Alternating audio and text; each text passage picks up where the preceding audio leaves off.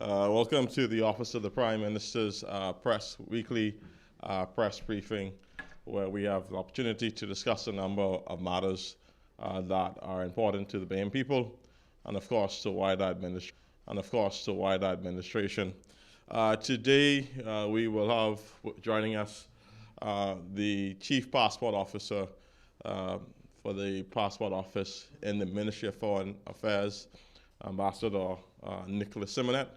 As you're aware, that there are a number of issues that arise following the tabling of documents by the leader of the opposition. I think that this is an opportunity for the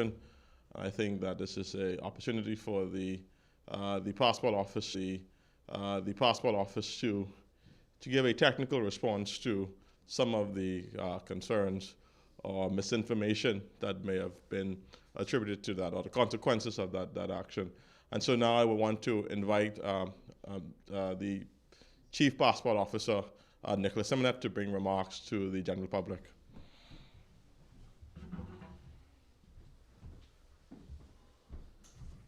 Good morning.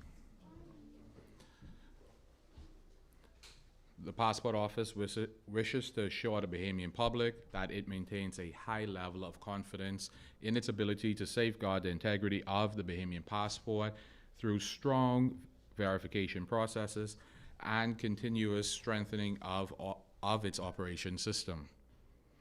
Over the years, the Passport Office has undergone several procedural adjustments under successive administrations and leadership structures. Since assuming responsibility for the Passport Office in November 2024, deliberate actions have been taken to ensure that the passport policies and procedures are strengthened, continuously applied, and capable of protecting the integrity of the country's premier identity document.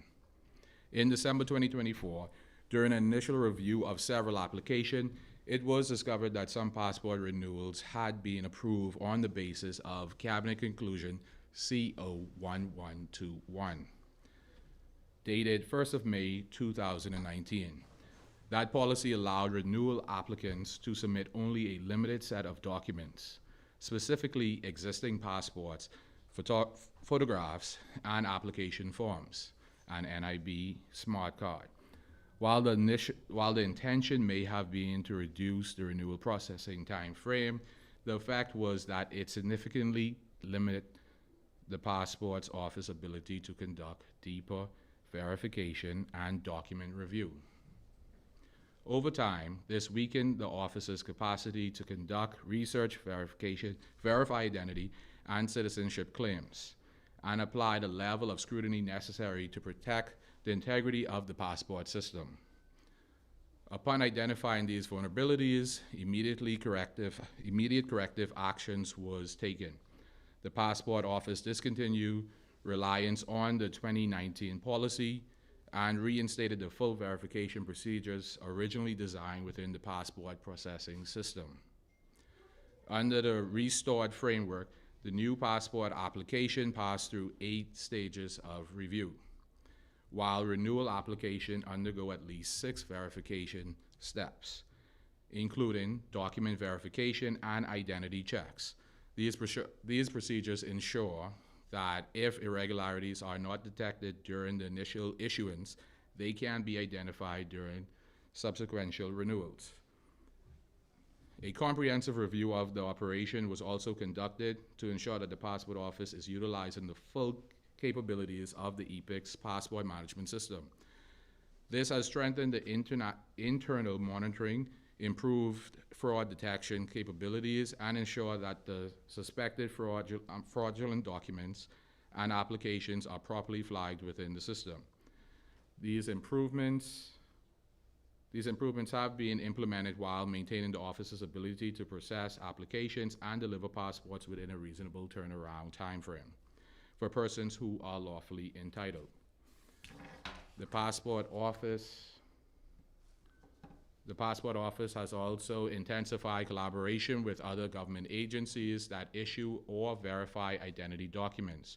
Regular technical meetings have been convened with the Registrar General Department, the Parliamentary Registration Department, the Department of Immigration, the Ministry of Health, the Ministry of Education, Road Traffic, and other relevant agencies to ensure that there is a consistent approach to document verification and to reduce vulnerabilities that could be exploited by individuals seeking to obtain identity documents fraudulently. Recent public commentary has referenced a list of names associated with suspected passport fraud matters. It is important to clarify that the list referenced publicly originated from the Passport Office itself. These names were compiled as a part of an internal review and were formally referred to the Royal Bahamas Police Force for investigation. Each referral includes a police report, a sworn statement outlining the findings of the office, and a detailed internal audit document that possesses history within the passport system. These measures are taken to ensure transparency and to protect both the integrity of the process and the staff responsible for administrating it. At present, the Passport Office has referred 98 cases to the police for investigation. The list of 74 referenced publicly represents an earlier subset of these referrals. The existence of these cases should not be interpreted as a failure of the system.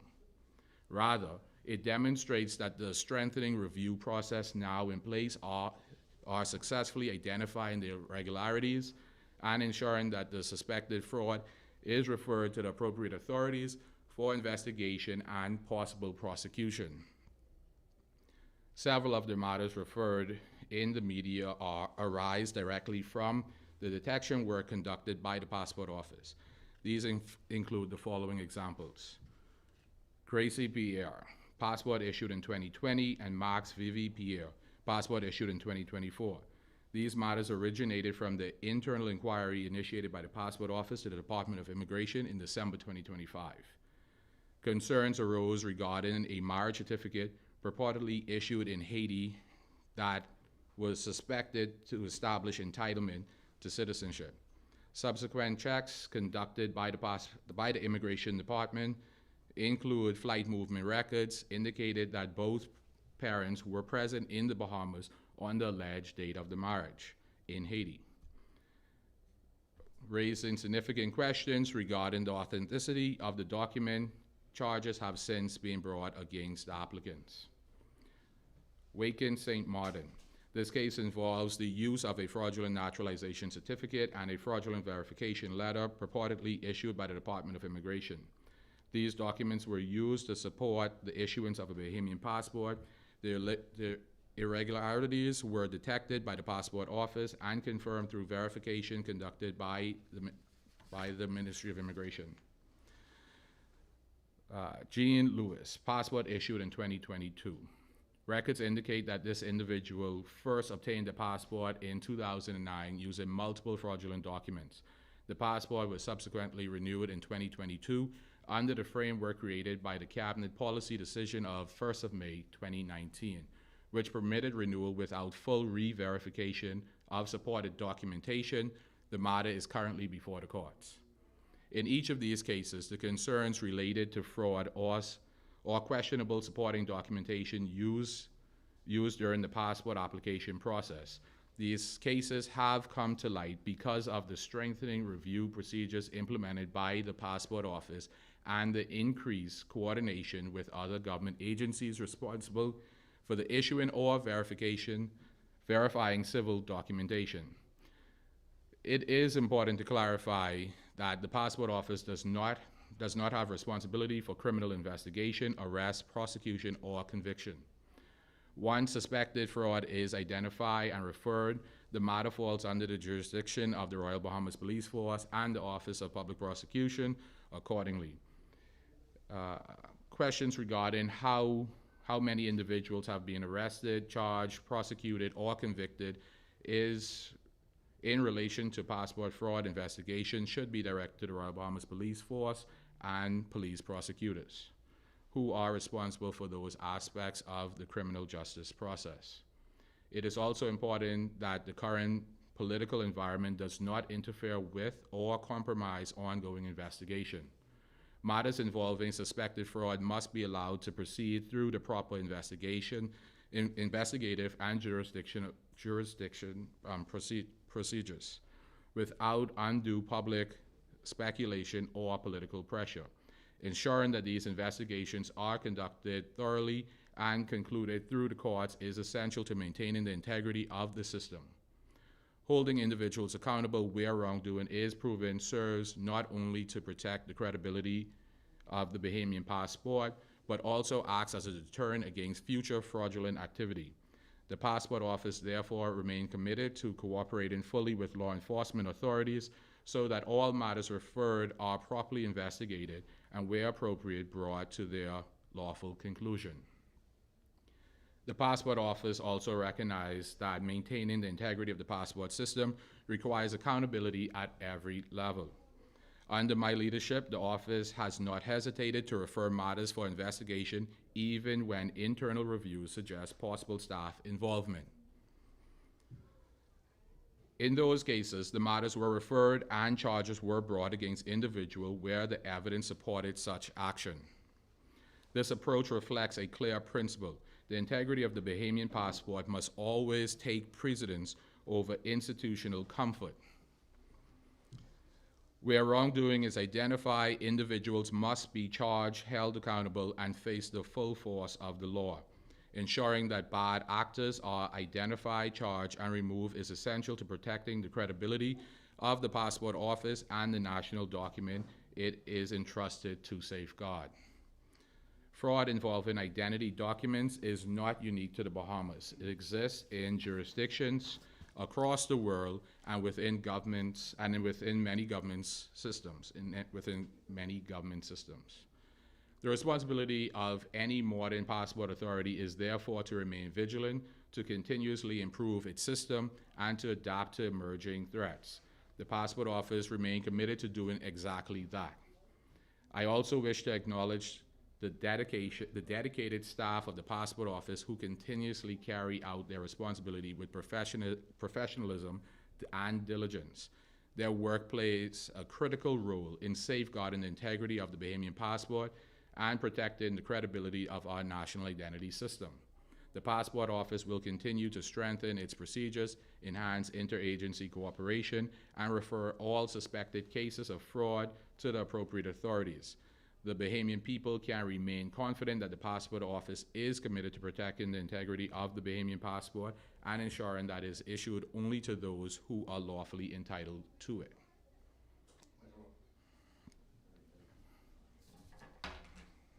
That's it. Okay. Questions? Okay. Hi, I'm Jay Russell from the Tribune. Just to confirm, you said that the list that the opposition leader table originated from the Passport Office? Yes. Okay, so I just want to understand if it was originated from your office, and you said that your office has been coordinating with other government agencies. Why was the Foreign Minister and the National Security Minister questioning the origin of the list, making it seem like they didn't know if this list was real or not? Well, at that point in time, I don't think the list was verified. But on an ongoing basis, the Passport Office submit a list to different agencies. In that case, that list would have been submitted to the Royal Bahamas Police Force, in particularly that of financial crimes. It would have been submitted to immigration, also parliamentary registration, so different government agencies that also have to be aware of these cases as well, because it might impact their work. So the first step is to identify if the list actually is authentic or has been modified, right? So we went over the list and reviewed it, and it is an old list that was submitted to the police for investigation. So would that list have been shown to other government agencies as well? That's my question. Yeah, we share, anytime we present information to the police on the investigation, we share it to the relevant agencies. So not only do we share it for investigation, but we also have an obligation to flag the document itself. So you would notice where in the past there have been persons who were stopped at the border. They were stopped at the border because the document was passed. It renders the document useless at that point in time in all systems. So it is flagged within Interpol. So there are those checks and balances. I'm glad you said it's an old list. Could you say when it was shown? How old? When it was issued? How old is that list? list? How old is the list? I was sent last year sometime. The exact date I don't have, but the list is continuously updated. We have ongoing communication between the passport office, immigration, and the police force. So as any case arises, the list is updated and is submitted. So that has to be a couple months old at least. Now, Pintar is also, the opposition leader, Michael Pintar, is saying that 250 cases are under investigation. Is that accurate? Well, I have no evidence of 250 cases. Our list currently lists 98 cases. Based on the information I saw, which was tabled in the House of Assembly, it showed a list that from our office that said 74. The other documentation I saw was a list that he extracted from that list with 8, which is the same, so that's still 98. Every other piece of information I saw that was tabled was just press releases. So I don't know how he originated 250, but that's not my job. And I guess there's public fear or I guess concern that in this election season more people are going to try to rush and get passports. Well, I think the point that we need to take away here is that list actually shows that we are doing our job to weed out fraud. That list ensures that these things can be stopped before they even get anywhere else. So when we produce that list and we present it to the police for investigation, it's also given to a parliamentary registrar, right? Now the systems are tied in, so there are checks and balances. These persons, we've been working to put these people in our system, not so they could get a document, so we could keep them out, right? And that's how we've been successful in these cases. We've been successful because instead of them slipping through the cracks when I leave or the next person come in the door, there's actually documented evidence that somebody will have to stand for. Somebody will have to speak to, how did you give this person a passport if the evidence in the system, which can't be removed, says that they're not entitled? And that's the real technical purpose of us doing this exercise. So that list only shows that we're doing our jobs. So I don't understand, you have to help me understand the rest. You briefly touched on it just now, but a lot of persons are also concerned not just about putting those before the courts who receive the fraudulent document, but perhaps those, say, bad actors who are helping perhaps these persons get that's this the document. important of So putting it to the police. If we don't put it forward to the police job is to investigate that aspect of it. Our job is to identify. If it doesn't go to the police, they can't investigate who all is involved. And you've seen before, passport staff have been charged, right? And that investigation was allowed to continue. And that is the process. And that's what we have to encourage. We have to encourage these processes to be concluded. You want these people to be charged, because along the way, that's how you're going to find out who all is involved. And we need to weed that out of our system in its entirety, right? So this is a step towards us doing the right thing. Where we have to look at is when you see there's no one being charged or no fraud coming about, that's when you really need to question the system. Fraud is on the rise worldwide. No one is exempted. No agency is exempted. So when you see no cases of fraud, no one being charged or held accountable, what does that mean? That means they're slipping through the cracks.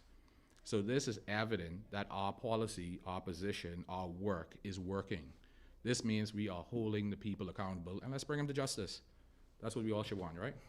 How many staff members are being investigated in connection with those 98, I think you said, cases? Well, there were 4 persons that the police identified that might have been involved, right? Those 4 persons were removed from that evidence came forward. And I think that would have been early last year, if not the year before. So it was only that 4. Now, in all cases, I would have said in the statement as well, when we turn over the report, we also turn over our internal audit that speaks to every staff that had touched that application and the process. So based on that audit, you could see when a staff did something unusual, based on what their job description is and their role is, you could see the irregularities in it. Just for clarity, Master, you wasn't, 4 persons wasn't involved in 90 cases. Right? No. So in each case is presented on its own merit. Each case is different. Each case has different involvements, right? So those 4 persons were found to be connected to a few cases, but not the 98. The 98 is a complete list of everything that we have submitted a police report, a report to the police for investigation. Those are 98 individual applications. Again, that was submitted. You don't have the exact date, but sometime in 2022. No, the 98 is a current number. The 74 is an old list. a subset of that 98, a old, yeah. And this list with 98, that's been submitted to police, or? Yes. When? Did you say when? I mean, they're all, remember, we have a list that just shows what all we submitted, right? But each of those applications have a different submittal date. These, it's not as if we compile and then we drop as one. As it come up, we have to make the relevant application to the police and reports. So this is like an ongoing. Yes, so that list is what we use just to keep our agencies to say that these are under investigation. But it's not as if we're going to compile 98 at once and just take it over there. They happen as it happened, it's reported. Can you say if there's more open investigations into the fraudulent passports now compared to So, previous years? The thing is every document is scrutinized, right? And that's the whole idea of reinstating what should have been the procedure all this time, to ensure that every passport, whether it's a renewal or a new application, is scrutinized. Because on a daily basis, we are telling people, and it's not necessarily fraud in all cases, that there is no entitlement. It could just be a bad interpretation. It could be just the documents presented. For example, you're born outside the country, and the law says is you are Bahamian if your father's Bahamian. The father is determined based on the marital status of the parents, right? And it could have really just been that now you come forward and say, that's not my father, this is not my father. And the mother wasn't married to that person, and the mother isn't Bahamian, but the original person portraying to be the father was Bahamian. So there's no entitlement. So there's cases on an ongoing basis where we find that people might have passports, and we tell them there's no entitlement. And by our laws, sometimes it's just simple. It's not necessarily fraud all the times, but on an ongoing basis, every application should be scrutinized. Can you give a percentage of what cases are oftentimes found to be fraudulent? Like when y'all are investigating, are people like applying for things? No, I can't at this time. It's just our system doesn't track in that manner. We track whether approval is based on entitlement or not. Right?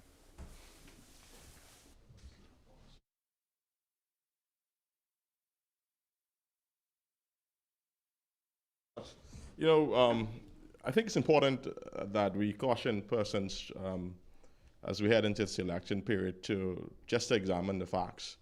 What we are discussing here today is a reversal of a policy implemented in 2019. When Nicholas Simonet became the chief passport officer at the passport department, he changed the policy. This was a policy implemented by the previous Free National Movement government. This is something that the government inherited, found that it was wrong, and the reversal of this policy is leading to the discovery of cases now being put before the police, persons are being charged, and persons are being investigated. So what do we have here? We have an opposition who is criticizing the government for reversing a policy that they implemented, that the government is fixing, and people are being held accountable for a policy failure on their part.